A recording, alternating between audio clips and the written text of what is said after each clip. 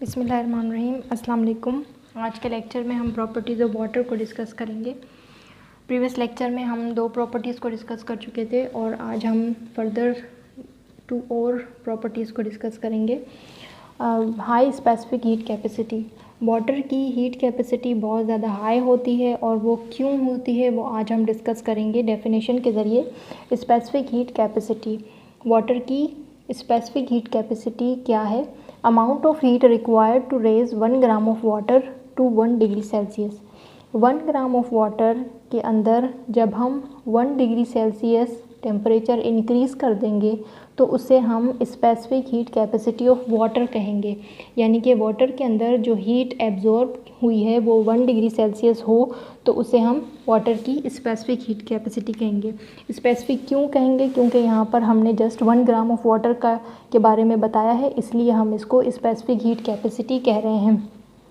Suppose कर लें कि एक बीकर है और उसके अंदर जो उसका टेम्परेचर है, सपोज़ कि उसका टेम्परेचर 20 डिग्री सेल्सियस है और अकॉर्डिंग टू डेफिनेशन हमने 1 डिग्री सेल्सियस उसका टेम्परेचर इंक्रीज़ किया है तो वो 20 से 21 डिग्री सेल्सियस इंक्रीज़ हो जाएगा। ठीक है, फॉर एग्ज़ाम्पल। तो 1 डिग्री सेल्सियस जो उसके अंदर इंक्रीज़ हुई है टेम्परेचर, उसको हम वाटर की स्पेसिफिक हीट कैपेसिटी कहेंगे। ठीक है, और वाटर की हीट कैपेसिटी हाई क्यों होती है? वो इस वजह से होती है कि वाटर जितना हीट एब्जॉर्ब कर रहा होता है उस वक्त वाटर अपने हाइड्रोजन बॉन्ड्स को तोड़ रहा होता है due to break down of hydrogen bond. तो हाइड्रोजन बॉन्ड जब टूट रहे होते हैं तो वो हीट जो वाटर ने एब्जॉर्ब की होती है वो सारी की सारी हीट एनर्जी वाटर अपने हाइड्रोजन बॉन्ड्स को तोड़ने में लगा देते हैं। इस वजह से वाटर को बहुत ज़्यादा टाइम लगता है और बहुत ज़्यादा हीट की ज़रूरत होती है वार्म अप होने में।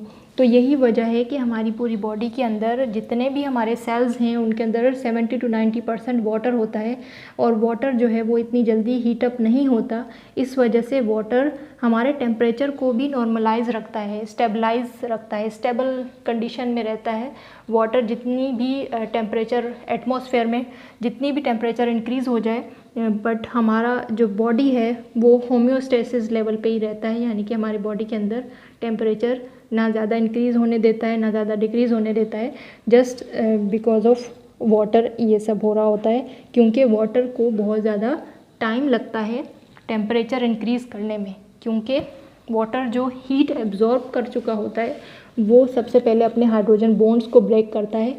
इस वजह से वाटर की हीट कैपेसिटी बहुत ज़्यादा हाई होती है और हीट कैपेसिटी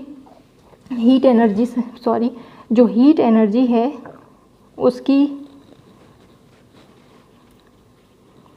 हीट एनर्जी की जो मेजरमेंट है, हर एक सब्सटेंस की जो है वो मेजरमेंट होती है, उसका यूनिट होता है बाकायदा।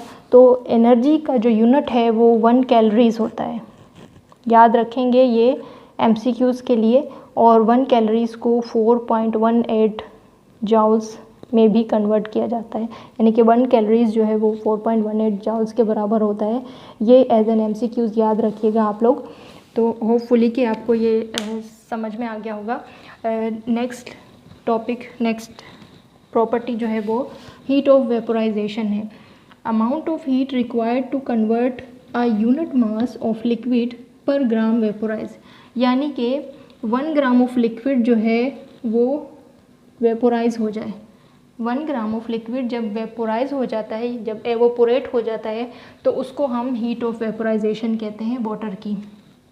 वाटर की हीट ऑफ वेपोराइजेशन भी बहुत ज़्यादा हाई होती है और इसका जो यूनिट है वो कैलोरीज़ पर ग्राम होता है। याद रहे, हीट कैपेसिटी का जो यूनिट था वो कैलोरीज़ में था और जो हीट वेपोराइजेशन की जो यूनिट है वो कैलोरीज़ पर ग्राम है। तो पर ग्राम जो है वो इसके अंदर 574 कैलोरीज़ यूज़ होगा।